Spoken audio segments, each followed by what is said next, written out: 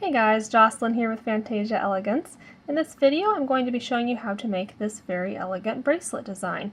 And this is easier than it looks, but I would still rate this as an intermediate level design. So if you haven't tried any wire work before, I would recommend that you take a look at some of the other items that I show you how to make on my channel first, but I will try and break this down and make it as easy as possible for you.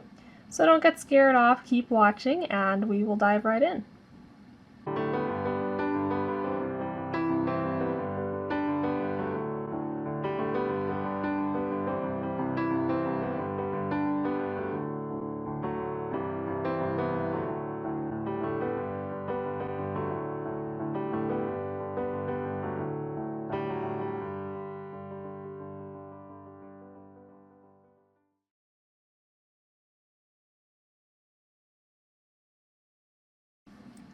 So of course you are going to need a bead or stone to make this design. I'm going to be using a 10mm round glass cat's eye bead, and I will leave a link below to where I got these on Amazon. They come in all different colors and they're really pretty with this cat's eye effect. But you can use any gemstone, any bead you like, as long as it is round and 10mm in diameter. And you do need it to fit onto the 16 gauge wire that we will be using. So something with a larger hole is better, but if it doesn't quite fit, you can use a bead reamer to enlarge that hole a little bit, which I will be needing to do with my bead here. So I will also leave a link in the description section below to either this exact one if I can find it, or a similar bead reamer that you could purchase. You'll also need your standard chain nose pliers, round nose pliers, and flush cutters. And again, I will leave links in the description section below to the exact ones I'm using. I'll be using both the Xuron Maxi Shear flush cutters and the Micro Shear flush cutters. You'll see me swapping them out based on the diameter of wire that we're cutting. And you'll also want a steel bench block and jeweler's hammer, as well as something to measure wire with. And speaking of wire, we're going to be using 3 different ones. So first of all, you'll need some 16 gauge round, and this is what will go in the center of your bracelet and hold the bead on there. So as I said before, it's good if your bead can fit onto this wire. Mine doesn't quite go on easily, so I'm going to use a bead reamer. And you'll also need some 20 gauge half round and some 18 gauge square. And I'll be using, in this tutorial, copper wire that I purchased from riogrande.com. You can use any type of wire you like. If you don't have square and half round on hand, you could probably substitute 18 or 16 gauge round in place of the square, and you could substitute 22 gauge round in place of the 20 gauge half round. So let's go ahead and cut our 16 gauge round wire first, and I will be giving measurements to make a cuff bracelet that fits your average 7-inch circumference wrist. If yours is larger or smaller than that, you might want to adjust accordingly. But I'm going to be cutting a 9-inch piece of this 16 gauge wire, and in metric that's just about 23.3 centimeters. And then I'm going to ream my bead until it slides on here easily. And if your bead has a large enough hole, you may not need to do this step, of course.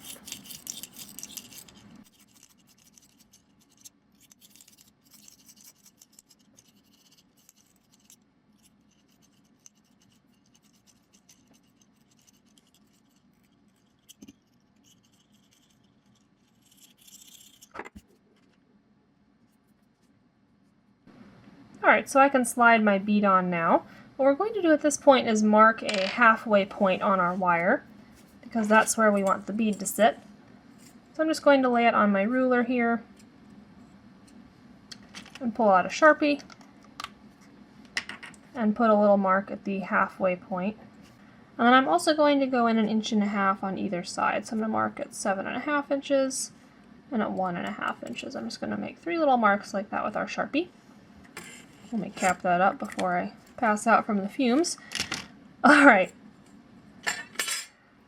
So our bead's going to go on the center, and then these marks are where our cuff bracelet is going to end. That will give us a 6-inch cuff bracelet length, so that we have about a 1-inch opening so that you can put it on and off easily and it will fit a 7-inch wrist. So that's what we're going for. So then that means that these little ends needs to be where our bracelet ends, just like that. That will be that portion there. So what we're going to do then is take some round nose pliers. We're going to start putting in a little loop on the end. And we want the center end of that loop to be where we made the mark.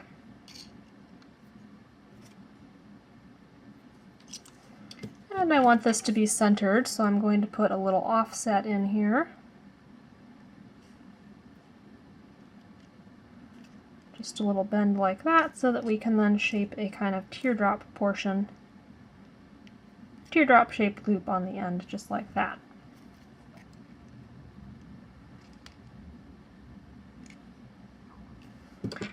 And that little shape there is going to be just about a 1/2 inch long, so that you can follow along for reference.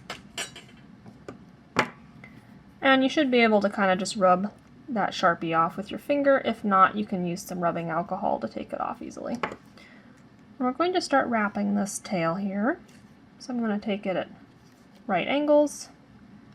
And then I think this might work better with my thicker pliers since this is such thick wire.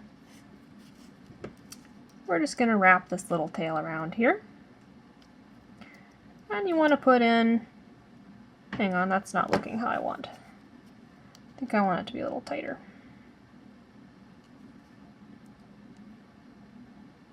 Yeah, that's better.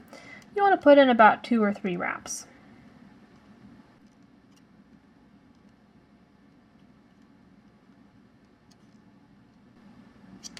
There we go, and I had just the right amount of wire length there to put in 3 wraps.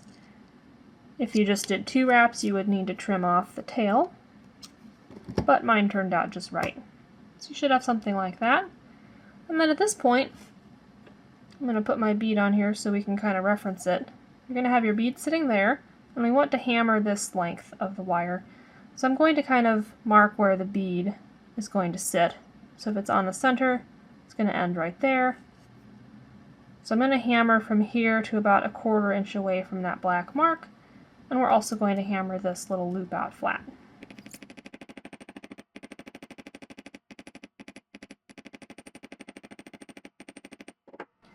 And I am hammering pretty aggressively. I do want this wire to be flattened out significantly to give it more strength because this will be forming the base of our bracelet.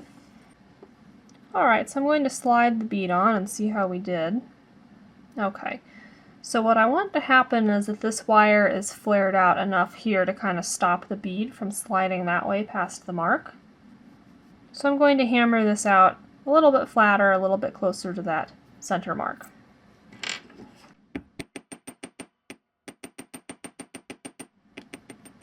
Yeah, so that's pretty much what I want. So our bead's going to sit right there, and then we're going to form another loop on this side, just how we did this one. Alright, so this is what we have at this point. And what we want to do now is hammer this portion from the bead to the coil and this other end. And you want to be very careful now that you don't nick the bead with your hammer. So use a lot of caution when you're hammering this portion.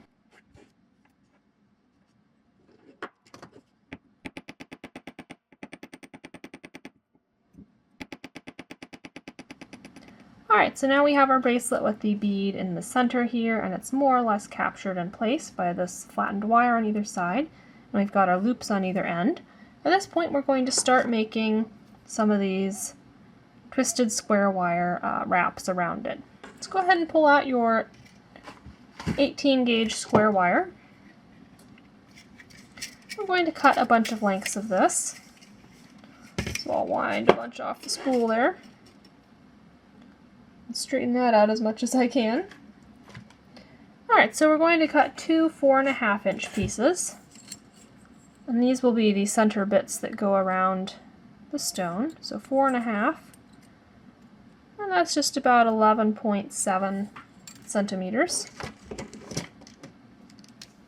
So I'm going to cut 2 of those.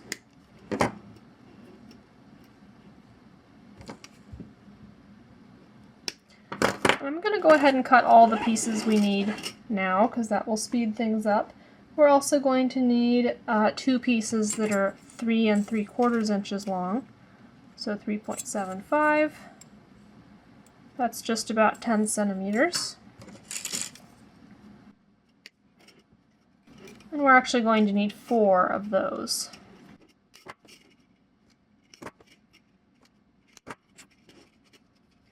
And then we will also need some 3.5-inch pieces, and that is just about 9.2 centimeters. And we'll cut 2 of those.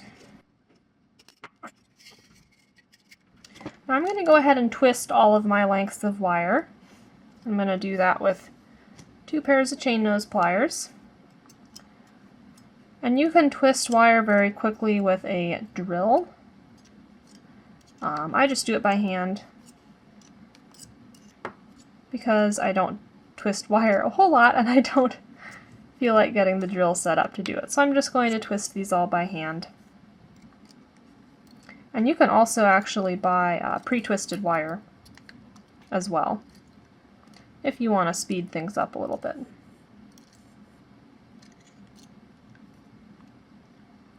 But I'm just going to go ahead and twist all of my pieces. Alright, so I've got all my wires twisted now. I'm going to set aside the shorter 2 lengths and keep the longest ones, and with these we're going to make these little kind of V-shaped things that go on the center and then come around and form these loops on either side. So to do that, I'm just going to find the center of these wires. So that'll be, oops, that's 2 1/4. So I'll just mark that with my thumb. I'm going to put a bend in there with both wires. Make a little bit of a V shape, very shallow V shape. And this is just going to go over our stone like that. And then with these ends we're going to form little swirls that go up on each side.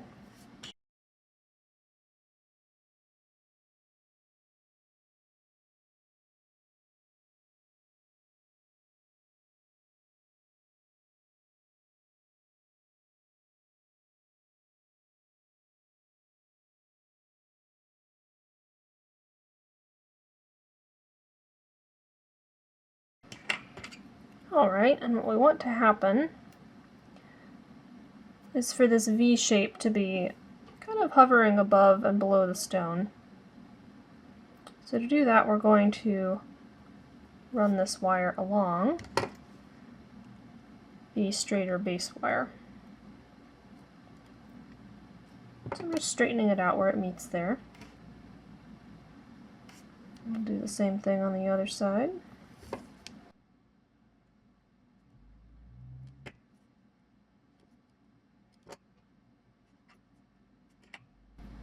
And then I want to bring these swirls in.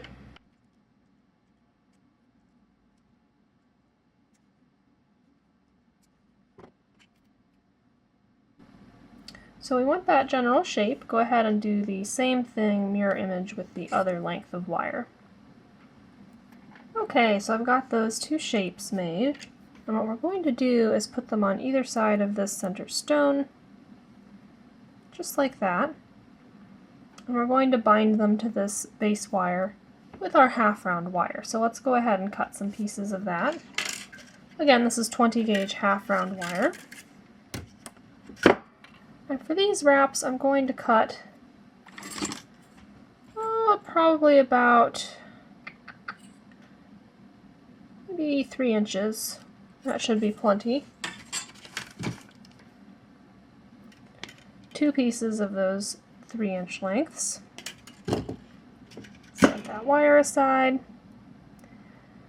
I'm going to put a little U-shaped bend in these, keeping that rounded side out, of course. So we've got those. And then this can be a little tricky. What we're going to do is use our left hand fingers to hold these in place while we start binding them on. And you can also use masking tape to hold right here while you bind this side. If that would make it a little easier for you, you could try that.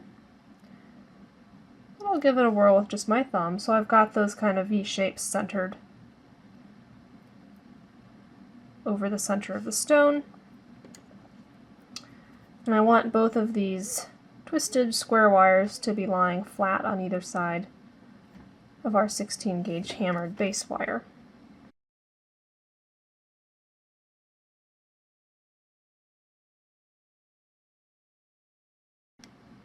You want these to be fairly snug wraps, so I'm tightening them down each time.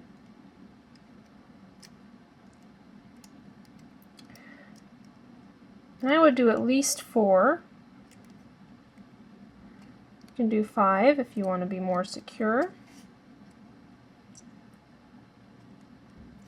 Maybe I'll do 5 here, just to make sure that we're really holding everything together nicely.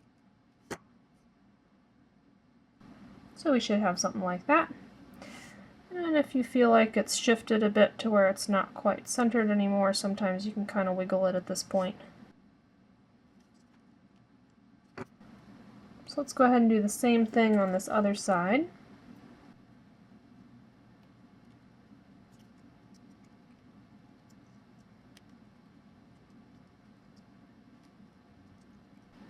And you do want to make sure these wraps are winding up equidistant from the center bead, which it looks like we're okay on that front.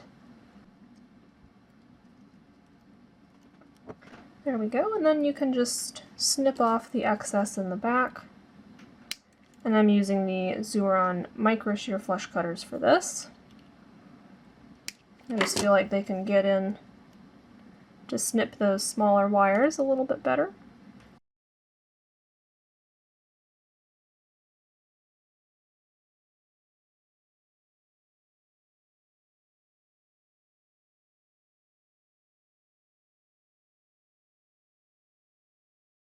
So you should have something looking like this. And you might want to tighten down these swirls a little bit now that we can see where the bindings are lying.